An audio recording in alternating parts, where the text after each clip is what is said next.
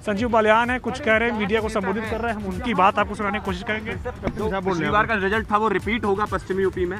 भाई मुझे तो माहौल अच्छा लग रहा है और बाकी जनता तय करेगी, माहौल अच्छा लग रहा है। सर क्या संदेश दिया जाएगा आज की इस बैठक से? तो जो संदेश देंगे वही देंगे, हम तो लेने आए हैं। आज क्या बातचीत होगी सर? आज क्या बातचीत होनी है आप लोग? हम अपनी बात रखेंगे और हमारे नेता अपनी बात कहेंगे।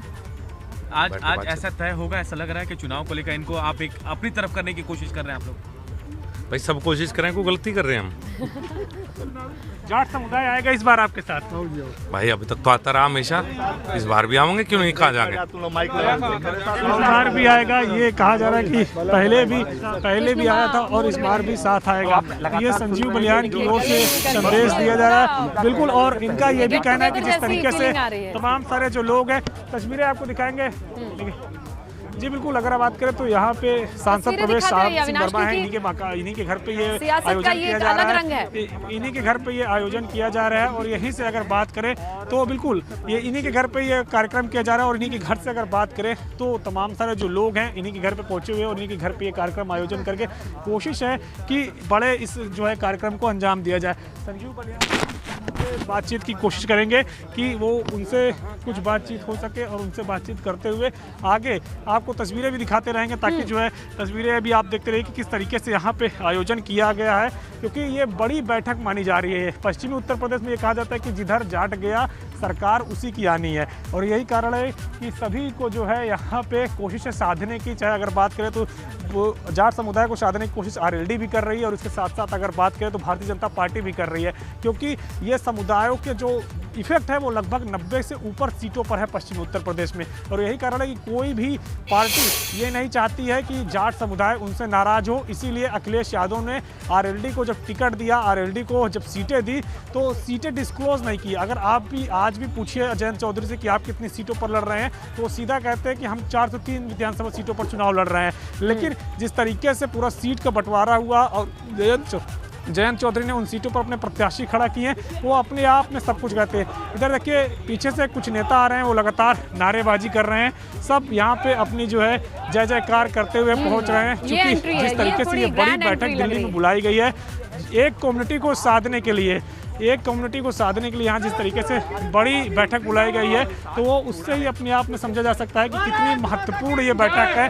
क्योंकि लगभग 90 सीट है पश्चिमी उत्तर प्रदेश में, जहाँ पे इनका सीधा इफेक्ट है। और कहा यह जाता है कि जिधर जाट गया पश्चिम उधर का ही हो जाता है। यानी कि पश्चिम यूपी में अगर जीत हासिल करनी है तो जाट समुदाय के बिना ये नामुमकिन है। और जिस तरीके से किसान आंदोलन चला और तमाम सारी अन्य घटनाएं हुई, उसके बाद से लगातार आरएलडी भी जाट समुदाय को लुभाने के लिए तरह तरह के जो वहाँ पे वादे करने लगी और तरह तरह की बातें करने लगी। इनके साथ चलते हैं अविनाश, चलते रहिए। क्योंकि देखिए रैलियां खूब होती होंगी, डोर टू डोर कैंपेन होता होगा, लेकिन ये पूरा पश्चिमी उत्तर प्रदेश की फील जो दिल्ली में लाई गई है वो अलग दिखाई दे रही है।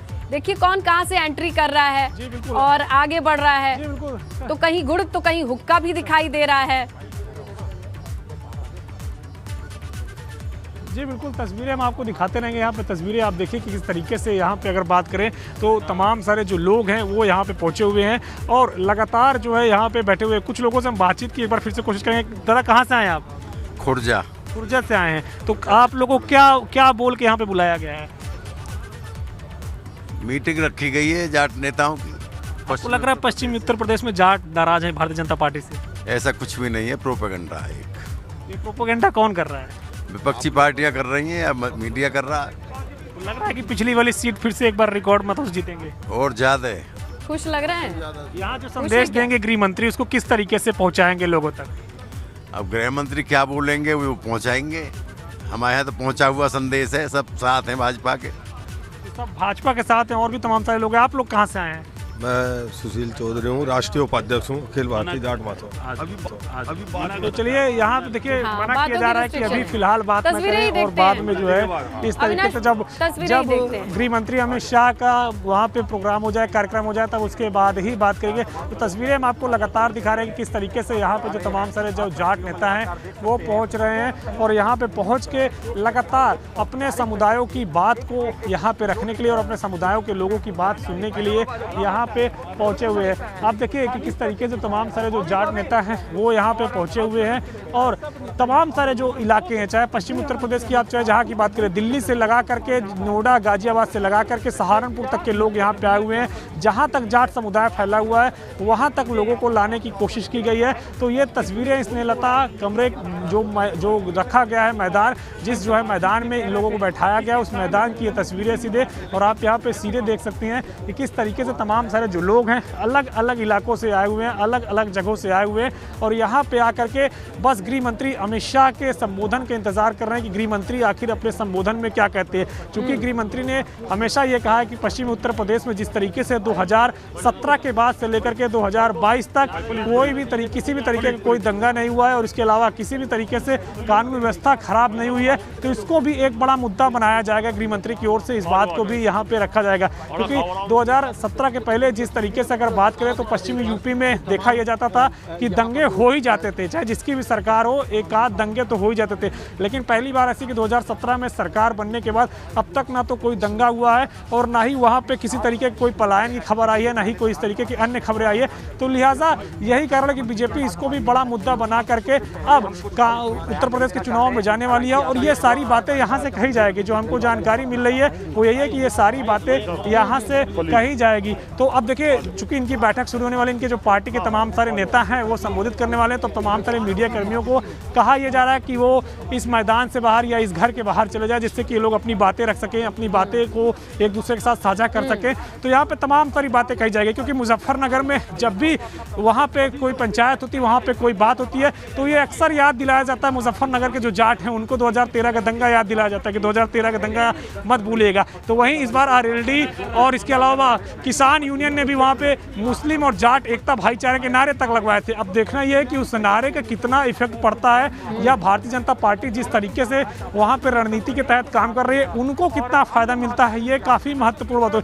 लेकिन ये बैठक इसने लगता काफ़ी महत्वपूर्ण है क्योंकि 113 के करीब सीट आती हैं पश्चिमी उत्तर प्रदेश में ब्रज क्षेत्र, और इसके अलावा अगर बात करें तो पश्चिमी उत्तर प्रदेश में जो क्षेत्र बटा हुआ है बीजेपी के अनुसार उसमें से 92 सीटें पिछले बार बीजेपी ने जीती थी और एक तरफा क्लीन स्वीप अगर कहा जाए तो वो गलत नहीं होगा।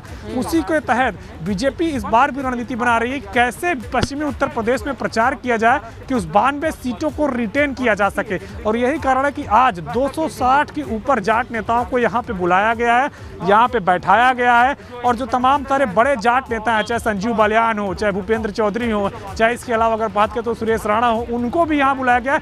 वो लोग भी अपनी बात रखेंगे कि किस तरीके से 2017 के बाद से मुजफ्फरनगर हो या शामली हो या कैराना हो, वहाँ किसी तरीके की कोई हिंसा नहीं हुई, कानून व्यवस्था पूरी तरीके से बनी रही। इसके अलावा जिस तरीके से कैराना में पलायन हुआ वो पलायन रुका, लोग अब अपना व्यापार कर रहे हैं। और अब इसके साथ साथ उत्तर प्रदेश में जो सांस्कृतिक विरासत है उसकी भव्यता भी देखने को मिल रही है। तो लिहाजा एक बार फिर से बीजेपी के लिए वोट किया जाए, ये अपील यहाँ पे की जाएगी तमाम तरह नेताओं की ओर से भी और गृह मंत्री अमित शाह के तरफ से भी। तो ये तमाम तरह जो नेता हैं वो लगातार अब आ रहे हैं। 3 बजे का वक्त दिया गया है, तकरीबन 40 मिनट के बाद गृह मंत्री अमित शाह भी यहाँ पे पहुंचेंगे और अपना संबोधन देंगे। वो बातचीत है वो बस इन नेताओं के दिल की बात जानने की है, वो दिल की बात कहेंगे और वो सुनेंगे और पूरी कोशिश रहेगी कि जैसा सभी जानते हैं 90 ऐसी सीटें हैं जिन पर सीधा प्रभाव पड़ता है। जाट को क्या बांटने की कोशिश या जैसे नारे की बात कर रहे हैं, तस्वीरें बात कर रहे हैं कि मुस्लिम जाट एकता की जो बात हुई है वो प्रोमिनेंट रहेगी या फिर जाट का इकलौता साथ बीजेपी को मिलेगा, ये साधने की तमाम कोशिश रहेगी और इसीलिए वो माहौल बनाया गया है, वो दिल जीतने की तमाम चीज़ें मौजूद हैं और बात करने के लिए मौका दिया गया है। देखिए अविनाश, तमाम नेताओं को पहले से बुलाया गया है ताकि वो आपस में भी बातचीत कर सकें, क्योंकि ये गेट टुगेदर जैसे पूरे मीटिंग को देखा जाए जी बिल्कुल। इस तरह अगर बात करें तो पूरे इस बैठक को देखेंगे तो उसमें जाहिर तौर से बात है कि जो एक दूसरे क्षेत्र के नेता हैं वो एक दूसरे को समझ सके और एक दूसरे के क्षेत्र की बातों को कह सके और अपने अपने क्षेत्र में जाकर बताए कि किस तरीके से ब्रज क्षेत्र में काम हुआ है, किस तरीके से पश्चिम क्षेत्र में काम हुआ है। तो ये बातें एक दूसरे के साथ बांटी जाएँ और यही कारण है कि ब्रज क्षेत्र के भी तमाम सारे नेताओं को बुलाया गया, पश्चिम क्षेत्र के भी तमाम सारे नेताओं को बुलाया गया। यानी कि पूरे पश्चिम में अगर आप देखिए कि नोएडा गाजियाबाद से शुरू करके सहारनपुर मुरादाबाद तक के लोगों को बुलाया गया है। तकरीबन तकरीबन 250 से 300 किलोमीटर तक के दूर व्यक्तियों को बुलाया गया जिससे कि संदेश पहुंचाया जा सके। जाट समुदाय इस बेल्ट में काफ़ी ज़्यादा है, खासतौर से अगर बात करें तो पश्चिम जो सीट है पश्चिम क्षेत्र की, वहाँ पे भारी संख्या में जाट समुदाय के लोग रहते हैं। 58 सीटें तकरीबन पश्चिम क्षेत्र में आती हैं जहाँ पहले फेज के लिए मतदान होना है, तो वहाँ पे किस तरीके से उन सीटों पर दोबारा विजय पताका लहराया जा सके, बीजेपी इसके लिए रणनीति बना रही है। उसी रणनीति के तहत गृह मंत्री अमित शाह एक एक कदम उठा रहे हैं। गृह मंत्री अमित शाह के स्टेप्स को अगर आप देखें तो साफ तौर पर संदेश समझ में आ रहा है। पहले वो कैराना जाते हैं, कैराना जा करके वहाँ पलायन के मुद्दे को उठाते हैं और ये कहते हैं कि अब हमारी सरकार ने ये सुनिश्चित किया है कि 2017 के बाद किसी तरीके से कोई कानून व्यवस्था न खराब हो और पलायन ना हो, और ये हमने करके दिखाया। उसके बाद आज तमाम सारे बड़े जाट नेताओं को यहाँ पे बैठक के लिए बुलाया गया, जो अपने गांव के प्रधान हैं, जो अपने क्षेत्र के जिला पंचायत सदस्य हैं, जिला पंचायत अध्यक्ष हैं, ब्लॉक प्रमुख हैं, बीडीसी हैं, उन तमाम सारे लोगों को यहाँ पे बुलाया गया। जो बड़े मंत्री जाट हैं उनको यहाँ पे बुलाया गया। इनके बीच आज संदेश देंगे और कल मथुरा जाकर वो संदेश देने वाले हैं कि जिस तरीके से काशी विश्वनाथ और इसके अलावा अगर बात करें तो अयोध्या का पुनर्निर्माण हो रहा है, मथुरा का भी पुनर्निर्माण होगा, क्योंकि इसके संकेत कल खुद डिप्टी सीएम दिनेश शर्मा ने एबीपी गंगा के साथ खास बातचीत में कहा था कि मथुरा बीजेपी वालों के दिल में है, हमारे दिल में है, इसलिए मथुरा का पुनर्निर्माण होगा और इसको कहने की जरूरत नहीं है। मुख्यमंत्री योगी आदित्यनाथ भी कई सारे मंचों से कह चुके हैं कि जब काशी का पुनर्निर्माण हुआ और अयोध्या का पुनर्निर्माण हो रहा है तो मथुरा कैसे छूट सकता है। तो मथुरा एक बड़ा एजेंडा है इस बार भारतीय जनता पार्टी का, और यही कारण है कल गृह मंत्री अमित शाह तकरीबन 3.5 घंटे मथुरा में रहेंगे। तो ये संदेश देने की कोशिश होगी कि पश्चिम उत्तर प्रदेश में न सिर्फ बल्कि पूर्वांचल में विकास हो रहा है, बल्कि पश्चिम उत्तर प्रदेश में विकास हो रहा है और उसको हम करके रहेंगे। दो बड़े मुद्दे थे अगर बात करें पश्चिम उत्तर प्रदेश में, किसानों के पहला किसान आंदोलन के दौरान जिस तरीके से नए किसान बिल आए थे उसको लेकर के नाराजगी लोगों के मन में थी। बीजेपी ने वो किसान बिल निरस्त कर दिया, भारतीय जनता पार्टी की सरकार ने वो किसान बिल निरस्त कर दिया। और इसके बाद अगर बात करें तो जो बड़ी नाराजगी थी सबसे ज्यादा वो थी ट्यूबवेल के बिल को लेकर के, तो उसको भी अब हाफ कर दिया, यानी कि 50% की छूट उसमें भी दे दी, तो वो भी नाराजगी दूर करने की कोशिश की गई। और इसके अलावा जो तीसरा सबसे बड़ा मुद्दा बताया जाएगा बीजेपी की ओर से वो ये भी बताया जाएगा कि जो गन्ना किसान है उनका तय समय पर भुगतान कराने का काम हमने किया है। इसके अलावा प्रति क्विंटल समर्थन मूल्य भी गन्ने का बढ़ाने का काम हमने किया है। तो ये ऐसे इश्यूज हैं जिनको बताने का काम आज यहाँ पे किया जाएगा और ये संदेश दिया जाएगा कि इन बातों को भारतीय जनता पार्टी के जो तमाम सारे कार्यकर्ता हैं और यहाँ पे जो तमाम सारे जाट समुदाय के लोग आए हैं तो वो बिल्कुल नीचे तक जन देखिए अविनाश, जाट सिर्फ तक ये मैसेज इक्वेशन जाएगी। या फिर लॉजिक, इससे कहीं ऊपर एक सेंटिमेंट भी होता है, उस सेंटिमेंट को भी छूने की कोशिश की जाएगी और वो इमोशन भी रखने की कोशिश की जाएगी जाहिर तौर पर। इसीलिए तमाम नेताओं को खुद भी मिलने जुलने का, घुलने मिलने का मौका दिया गया है, अपनी भाषा में अपनी जगह जैसी फील दी गई है ताकि वो बातचीत करें और इसके बाद जब सब कुछ ठीक हो जाए, एक मूड हो, तब आए गृह मंत्री और उनका संबोधन सुने। तो ये तमाम चीजें चल रही हैं इस वक्त जिस पर हमारी निगाहें बनी हुई हैं। अविनाश, आप बने रहिए, इस बड़ी खबर पर हम बने हुए हैं वक्त।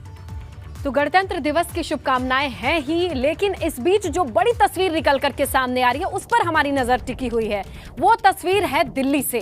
जाट नेताओं से थोड़ी ही देर में गृह मंत्री अमित शाह के मुलाकात का कार्यक्रम है।